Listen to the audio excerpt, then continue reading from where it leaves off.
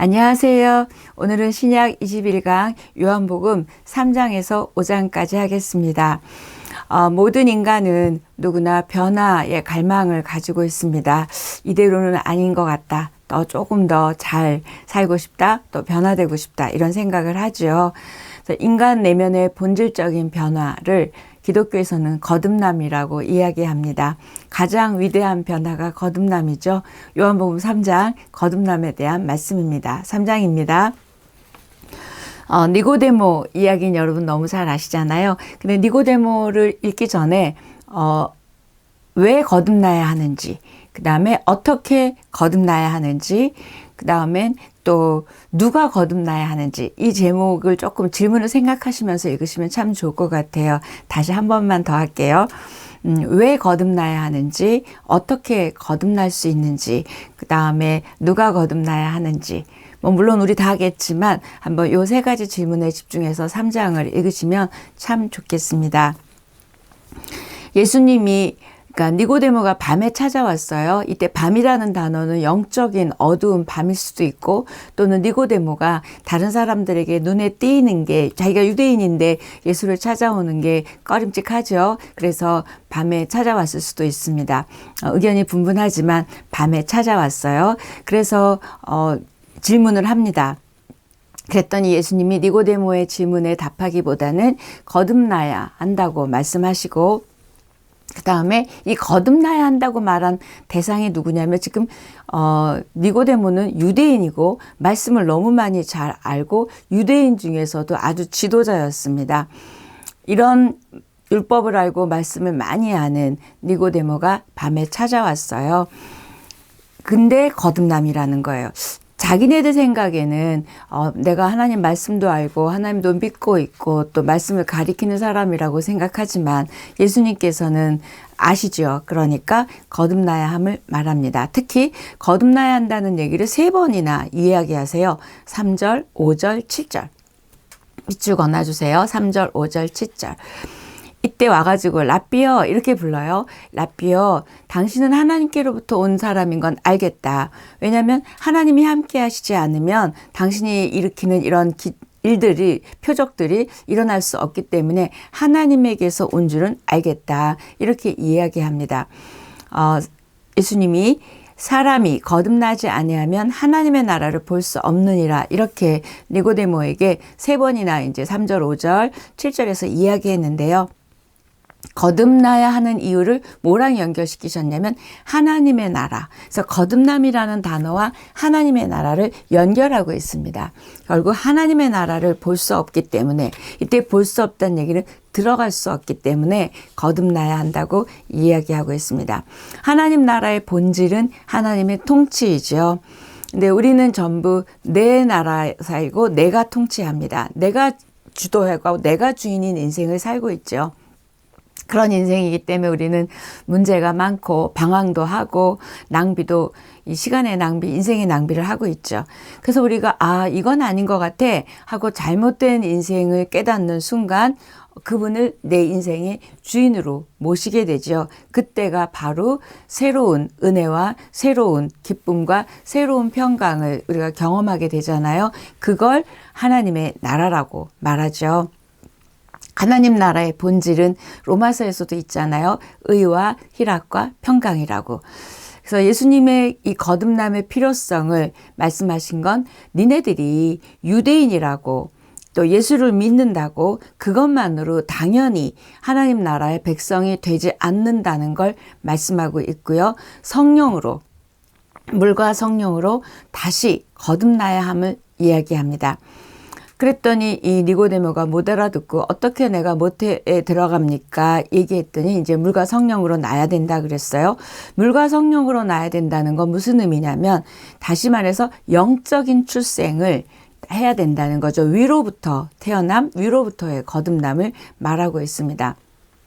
니고데모를 통해서 지금 하나님은 유대인뿐만이 아니라 우리 믿고 있는 우리들에게도 이 거듭남의 개념을 말씀하고 있어요.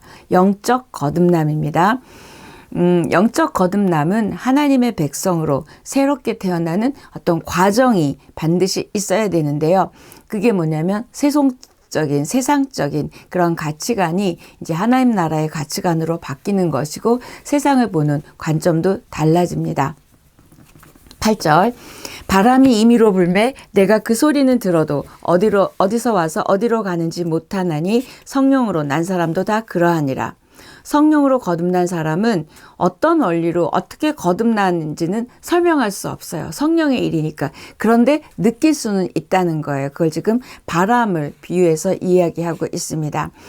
거듭남을 일으키는 주체는 성령의 역사고 성령의 역사가 있어야지만 거듭나는데 그러려면 저와 여러분도 또 이 니고데모도 유대인들도 겸손히 성령의 역사를 기다리고 사모하고 그래야지만 우리의 영혼에 거듭남이 있습니다.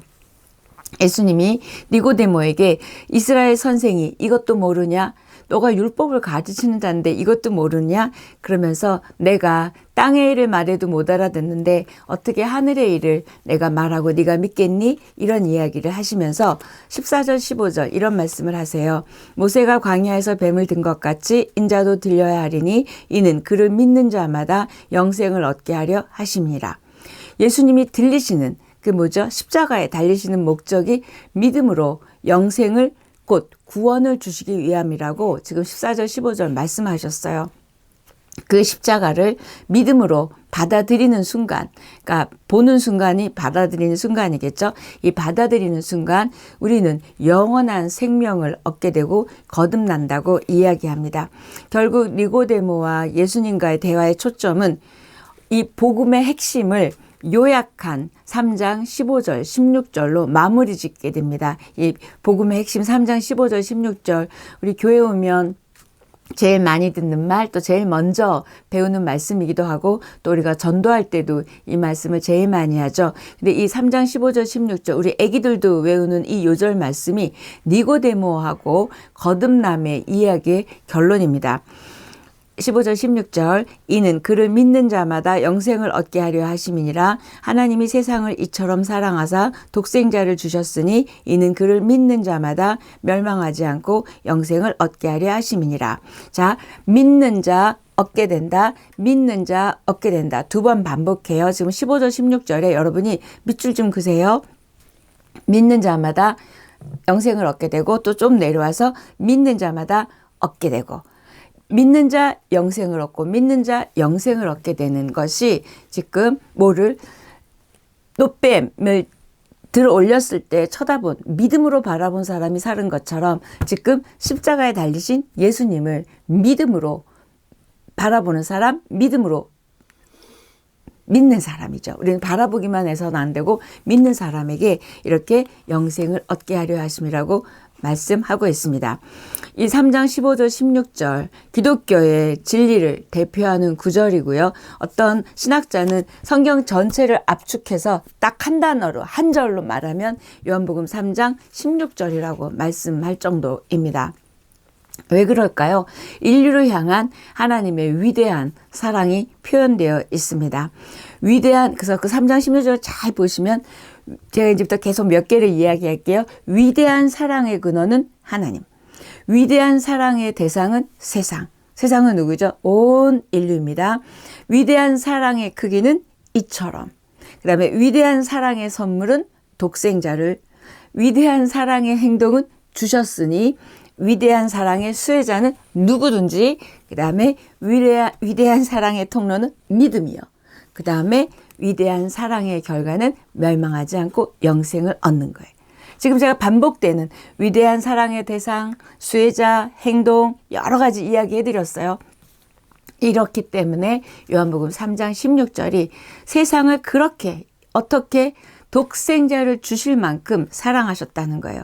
사랑하사 주셨으니 얼마나 사랑하셨으면 속죄 제물로 예수님을 내어주신 것입니다. 이때 주셨다는 말은 하나님이 옛다, 아들 줬다 이게 아니라 하나님의 자신의 본질, 하나님 자신의 생명을 내어주셨다는 말입니다. 이게 독생자를 주셨다는 말이고요.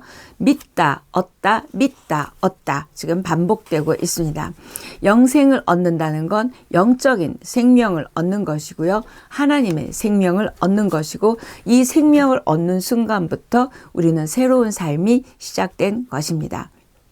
저 여러분이 피조물이에요. 그렇죠? 그런데 믿음으로 영접하는 순간 하나님의 생명이 우리 안에 왔고요. 그래서 새롭게 인생을 살 수 있다는 것이고 이게 바로 거듭난다는 의미입니다.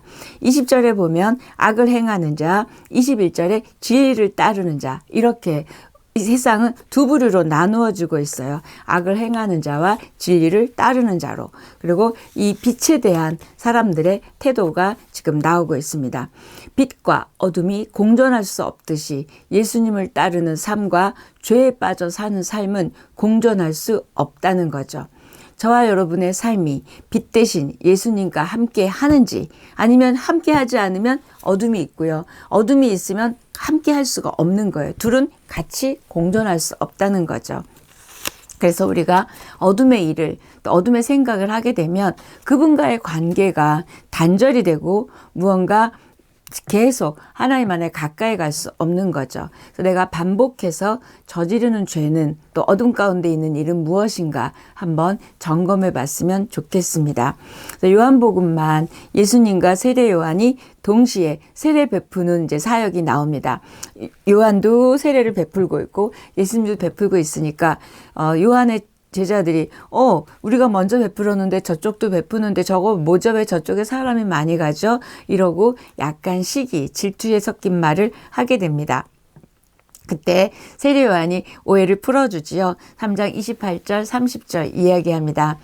내가 말한 바 나는 그리스도가 아니요 그의 앞에 보내심을 받은 자라고 한 것을 증언할 자는 너희니라. 그는 흥하여야 하겠고 나는 쇠하여야 하리라. 이렇게 세례 요한이 그 제자들이 지금 그렇게 하는 말을 바로잡아주고 있습니다.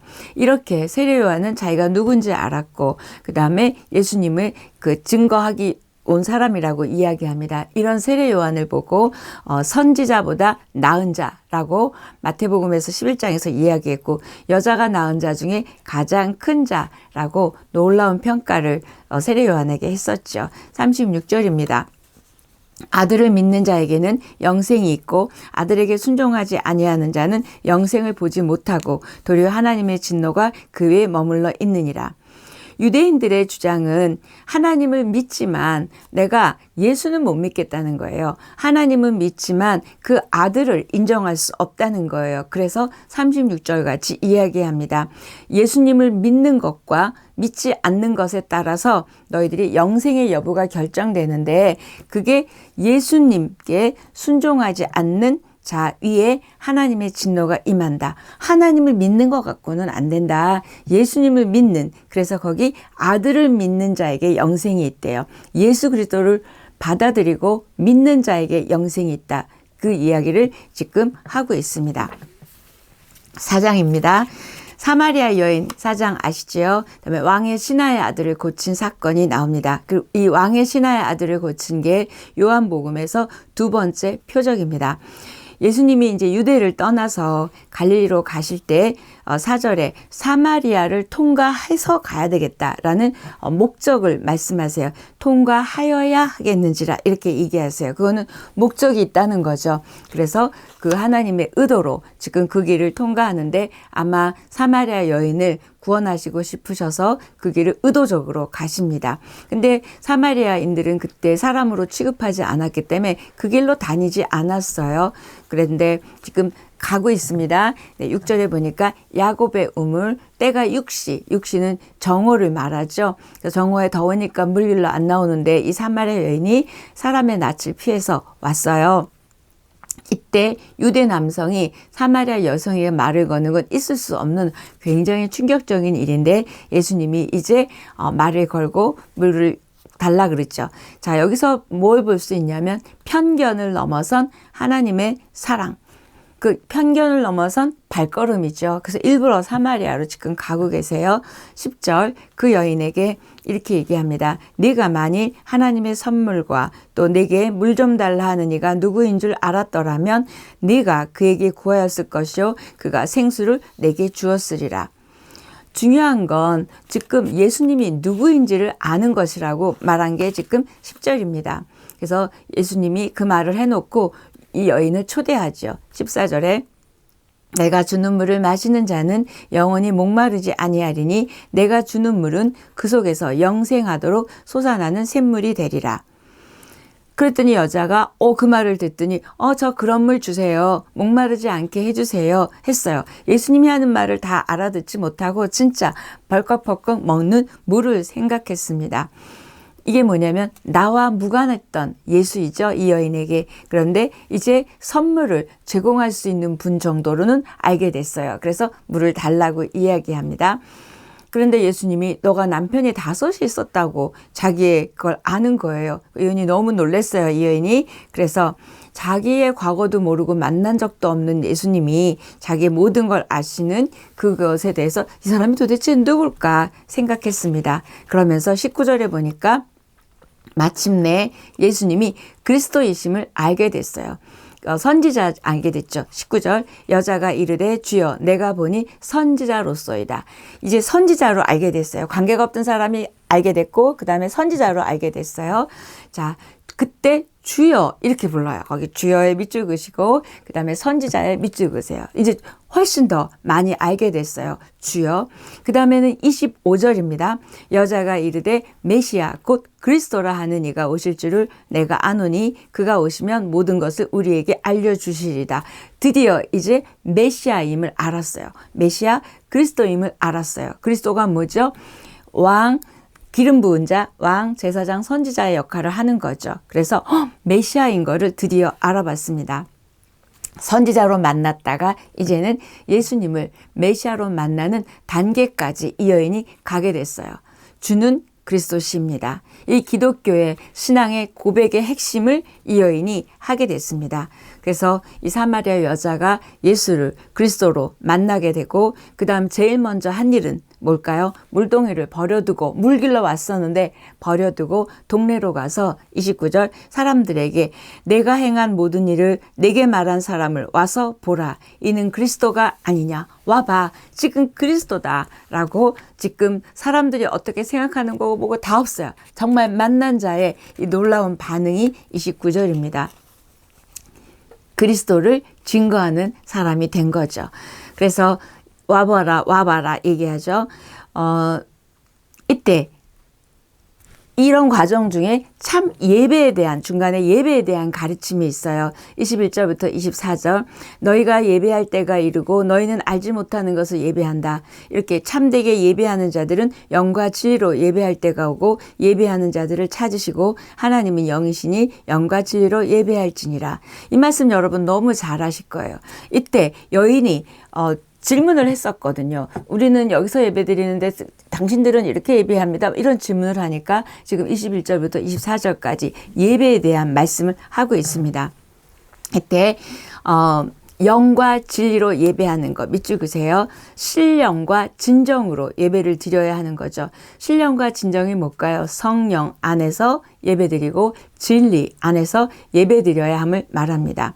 그래서 이게 성전이 중요한 게 아니라 이제는 예수님 중심으로 예배를 드려야 한다 입니다. 다시 영과 진리로 예배하는 이유는 하나님은 영이시기 때문에 예수님은 영이시기 때문에 이야기하죠. 그래서 하나님이 영이시라는 건 뭐냐면 성령을 주시는 분이라는 의미도 있고요. 그 다음에 우리가 막 옷가짐 잘하고 정성스럽게 예배드리는 차원이 아니라 하나님의 그 진리와 하나님의 영에 맞는 예배를 진리와 성령 안에서 드리라고 말씀하고 있습니다. 우리가 하나님의 자녀가 되었다. 이걸 우리는 이 하나님을 예배하는 자가 되었다는 말이에요. 어떻게 하면 예배자를 찾으시는 하나님 앞에 발견되어지는 여러분의 예배와 저의 예배가 될까요? 예배에 대한 나의 태도는 하나님과의 관계를 보여주는 모습입니다. 그래서 여러분이 한번 생각해 보세요. 나의 예배를 보시고 내 예배를 드리는 걸 보시고 아, 내가 찾던 예배자다라고 하실지 뜨끔뜨끔 하죠. 또 내 안에 예배를 향한 간절함, 사모함, 기대함이 있는지 여러분이 질문해 보시고 회개하시거나 결단하십시오. 하나님의 임재와 하나님의 축복은 예배 가운데 있습니다. 하나님이 찾으시는 예배자가 되기를 축복합니다. 그래서 이제 물동이 얘기 쫙 끝났고요. 우리의 예배 이야기까지 지금 이 사마리아 여인하고 하게 됩니다. 제자들이 음식을 드리자 예수님이 그걸 먹으시는 전에 뭐라 그러시냐면 나는 너희가 알지 못하는 양식이 있다. 이렇게 얘기하세요. 34절입니다. 나의 양식은 나를 보내신 이의 뜻을 행하며 그의 일을 온전히 이루는 이것이니라. 이렇게 얘기하세요. 내 양식은 아버지의 뜻을 일하는 것이다. 그걸 이루는 것이다. 이야기합니다. 그리고 조금 더 내려가면 보라 희어져 추수하게 되었도다. 이 말은 뭐예요? 사람들이 예수께 막 나오게 됩니다. 그걸 보고 이제 추수할 때가 됐다.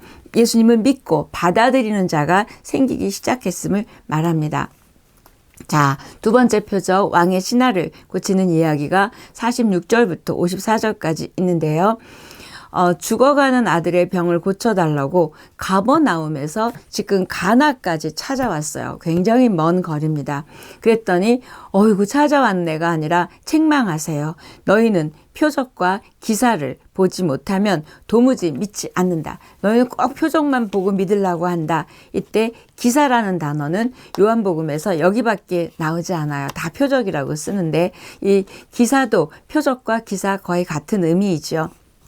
그래서 이렇게 예수님이 책망을 했음에도 불구하고 이 왕의 신하가 떠나가지 않아요. 그리고 도리어 고쳐달라고 이야기하죠. 그랬더니 그 굴하지 않는 그 간청하는 그 왕의 신하에게 예수님이 믿음을 보신 것 같아요. 50절 이렇게 말씀하십니다. 예수께서 이르시되 가라 내 아들이 살아있다. 예수께서 하신 말씀을 믿고 가더니 아무것도 안 했어요. 지금 멀리 있어요. 그런데 가라 내 아들이 살아있다. 이렇게 말한 걸 믿고 갔대요. 믿고 갔습니다. 그랬더니 정말 아들이 낫죠. 예수님은 말씀만 하셨어요. 그런데 중요한 건 이 말씀을 받고 믿었다는 거예요. 치유 장소에 가시지도 않았어요. 말씀만 하셨어요. 그걸 믿었습니다. 하나님이 우리에게도 말씀하고 계세요. 성경으로 설교로. 이 말씀이라는 건 창조의 사건이고 치유의 사건이고 놀라운 기적의 사건입니다. 여러분이 말씀을 읽고 들을 때 이렇게 이 왕의 신하의 아들에게 있었던 기적이 저와 여러분에게 우리가 믿기에 일어나는 일들이 있었으면 좋겠습니다. 그래서 우리가 지금 현실이 되게 어둡고 힘든 시간들을 살아가고 있죠. 그리고 잘 전망도 안 되고 희망도 없어 보입니다. 그럴 때 약속의 말씀을 붙잡으십시오. 그리고 믿음으로 가십시오. 왜요? 말씀이 창조의 시작이고 회복의 시작이고 기적의 시작임을 지금 이 기적을 통해서 보게 됩니다. 53절 내 아들이 살아있다 하신 말씀을 그때인 줄 알고 자기의 온 집안이 다 믿으니라. 진짜 예수님이 그 말씀할 때 아들이 낳았다는 거예요. 사람들이. 그래서 어떻게 됐대요? 온 집안이 다 믿게 되는 역사가 있었습니다. 자, 3장의 기적과 4장의 기적. 잘 기억해 보세요. 예수님의 표적과 가르침을 믿어서 그걸 가지고 예수님의 제자가 된 일들 표적이에요. 첫 번째 니고데모도 그랬고요. 사마리아 여인도 그랬고요. 왕의 신하도 그랬어요. 표적을 보고 또 말씀을 듣고 지금 다 믿게 됐어요. 요한복음의 목적이 믿어지게 하는 거잖아요. 저와 여러분도 니고데모 사건이든 사마리아 여인 사건이든 왕의 신하의 아들의 사건이든 이 일들이 우리가 읽음으로써 우리의 믿음이 자라는 성장하는 뜨거워지는 그런 은혜가 있어야 우리가 제대로 읽는 거예요. 네, 5장입니다. 1절입니다. 그 후에 유대인의 명절이 되어 예수께서 예루살렘에 올라가시니라. 요한복음에는 유대인의 명절이라는 말이 여러 번 언급됩니다.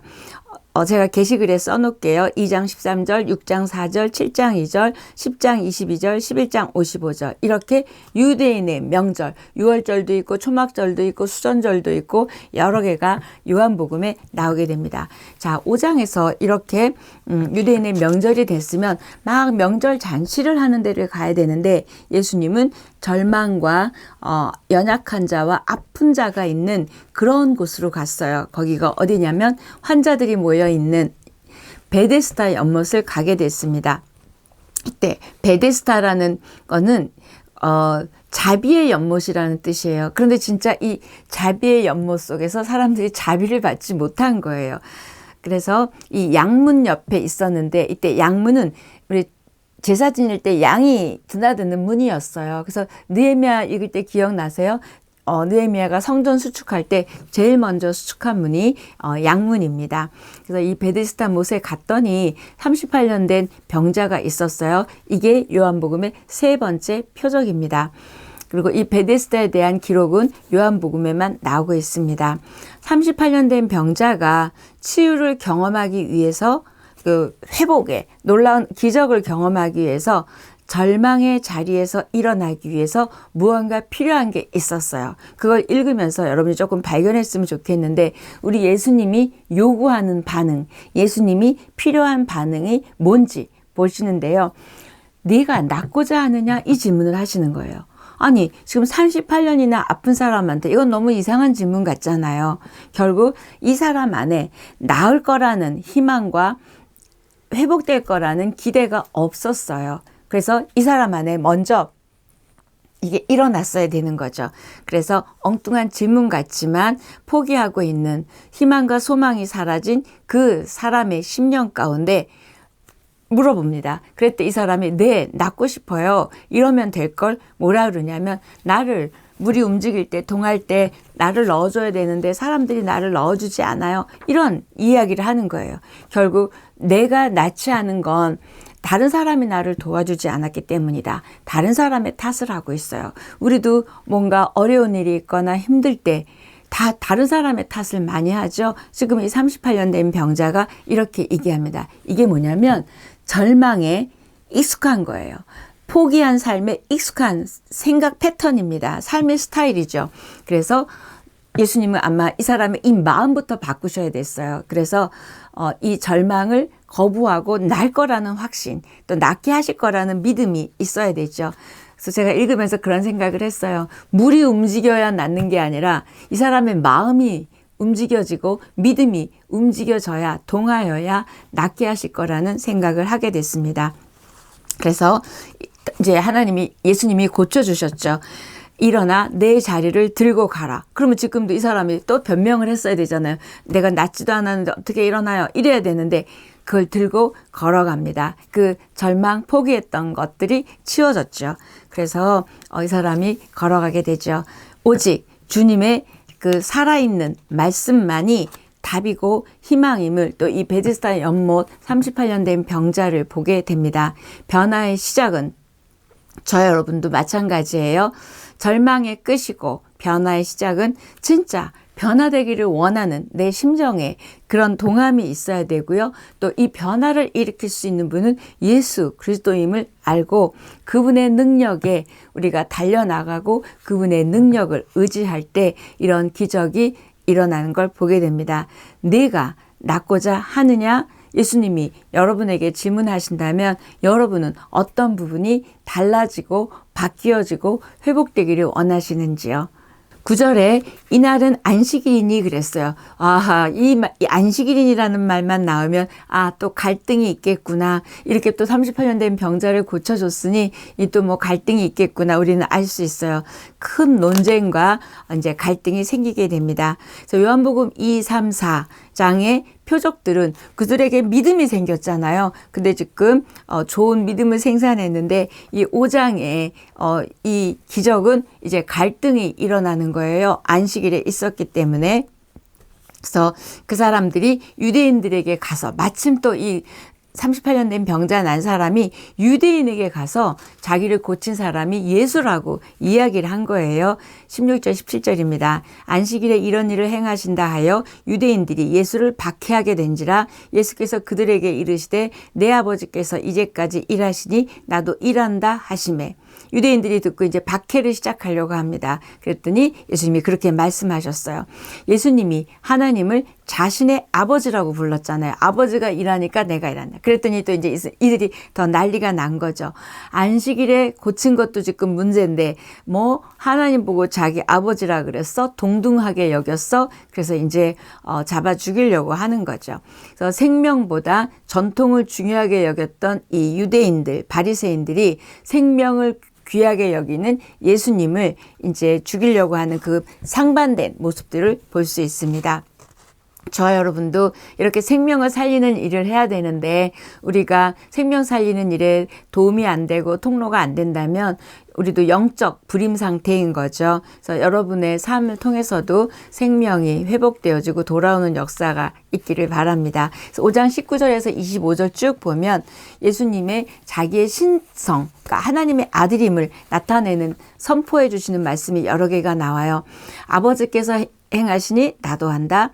아들에게 모든 것을 보여주신다. 그 다음에 죽은 자를 살리시는 것처럼 나도 죽은 자를 살리는 능력이 있다. 그 다음에 아버지가 나한테 심판의 권리를 줬다. 이렇게 지금 4개 정도를 이야기하는 건 전부 내가 하나님의 아들임을 이야기하죠.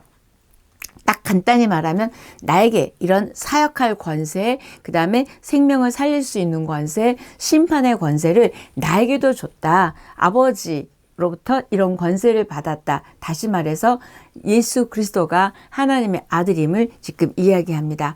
유대인들이 하나님을 믿고 하나님을 따라가지만 아들이신 예수님을 받아들이지 않는 것에 대해서 지금 이렇게 이 얘기를 한 거예요.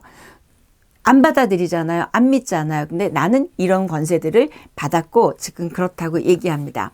그러니까 23절에서 아들을 공경하는 것과 아버지를 공경하는 것은 분리될 수 없다는 거예요. 근데 지금 유대인들은 분리하고 있잖아요. 그래서 그 분리될 수 없음을 이야기하면서 24절 내가 진실로 너에게 이르노니 내 말을 듣고 또 나 보내신 이를 믿는 자는 내 말을 듣고 나 보내시는 이를 믿는 자는 영생을 얻었고 심판에 이르지 아니하나니 사망에서 생명으로 옮겼느니라.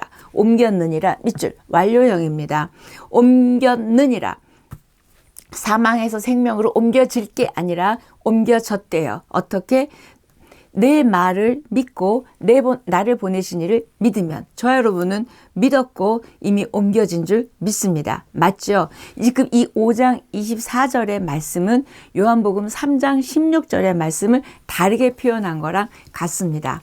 그래서 이미 심판은 지나갔어요. 우리들에게. 그 다음에 심판에 이르지 아니하나니 그랬기 때문에 심판은 지나갔습니다.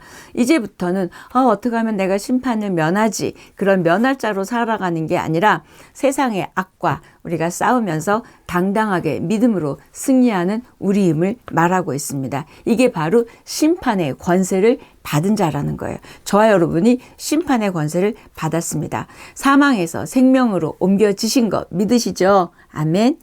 근데 왜 우리가 사망과 저주 가운데 있는 자처럼 그렇게 사는지요? 사망에서 생명으로 옮겨졌습니다.